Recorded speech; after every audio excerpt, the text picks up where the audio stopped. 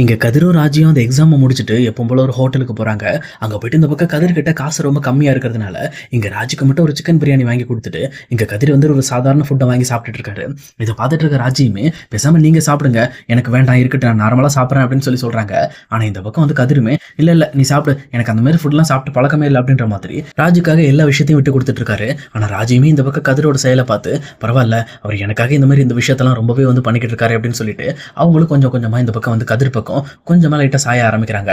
உண்மையை சொல்லப் போனா கதிர் மேல அவங்களுக்கு கொஞ்சமா லவ் வரையும் ஆரம்பிக்குது.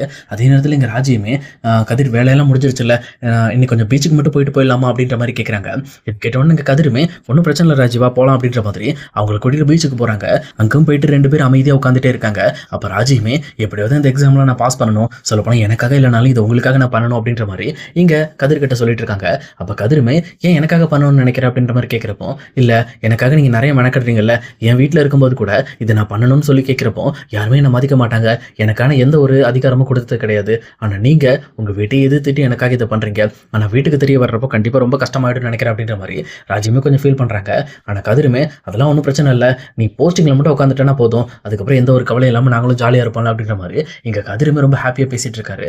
அப்ப கரெக்டா கொஞ்சம் கொஞ்சமா இங்க கதிரை ராஜியும் ரசிக்க ஆரம்பிக்கிறாங்க.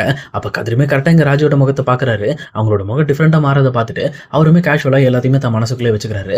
அதுக்கப்புறம் அந்த ட்ரிப்பெல்லாம் முடிச்சுட்டு எப்பவும் போல கிளம்பி வந்துகிட்டு இருக்காங்க.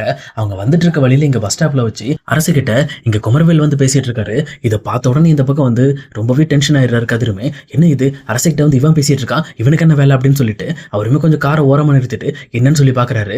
அப்போ அங்க அரசியுமே வந்து இங்க குமரவேல்கிட்ட கொஞ்சம் லைட்டா சிரிச்சு பேச ஆரம்பிக்கிறாங்க. சொல்லப்போனா அவங்க 2 பேருக்குள்ள என்ன கான்வர்சேஷன் போயிட்டு இருக்குன்னா, அரசையும் இருந்துகிட்டு, நீங்க எங்க அண்ணனை இந்த மாதிரி சண்டை போடாம தடுத்தீங்கன்னு நான் கேள்விப்பட்டேன், நீங்க ரொம்பவே மாறிட்டீங்க, பழைய மாதிரி இல்லை அப்படின்ற மாதிரி இந்த பக்கம் குமரவேலை பார்த்து ரொம்பவே நல்லவன்ற மாதிரி இங்க அரசி நம்பிட்டு இருக்காங்க. ஆனா உண்மையிலுமே குமரவேலோட உண்மையான முகம் தெரியாம அவங்களும் இந்த பக்கம் வந்து குமரவேல் நம்பிட்டு இருக்காங்க. ஆனா இதை தெளிவா புரிஞ்சுக்கிட்ட கதிருமே ரொம்பவே டென்ஷனோட எதை பத்தியுமே பேசாம அங்க போயிட்டு அரசியை கூப்பிட்டுட்டு கார்ல ஏத்திட்டு வேக வேகமா வீட்டுக்கு கூட்டிட்டு போயிட்டு இருக்காங்க. அப்ப அரசியுமே ரொம்பவே பயந்துகிட்டு இருக்காங்க. ஐயோ வீட்டுக்கு போனோன்னு என்ன நடக்க போதோ தெரியலன்னு சொல்லிட்டு அப்ப கரெக்டா இங்க குமரவேலுமே வந்து இங்க அரசிக்கு தான் ஆயிடக்கூடாதுங்கிறதுக்காக அடிச்சு பிடிச்சு அவருமே ஓடி வந்துட்டு இருக்காரு. அவருமே கரெக்டா இங்க வரவும் இங்க அரசியை கொண்டு வந்து வீட்டுல நிறுத்திட்டு இங்க வீட்டுல இருக்கும்போது கதிருமே ரொம்பவே டென்ஷனோட அரசி என்ன பண்ணான்னு கேளுங்க அப்படின்ற மாதிரி கோவப்பட ஆரம்பிக்கிறாங்க. இதை பார்த்துட்டு இருக்க குமரவேலுமே, இங்க பாருங்க அரசியை கஷ்டப்படுத்திடாதீங்க, நான் சும்மா தான் பேசிட்டு இருந்தேன் அப்படின்ற மாதிரி பாண்டியனோட வீட்டுக்கு பேச போறாங்க. இதை பார்த்தோன்னே இந்த பக்கம் கதிருக்கு ரொம்பவே கோபம் வந்துடுது. உடனே குமரவேல் சட்டையை பிடிச்சி வெளியில் இழுத்துட்டு வராரு.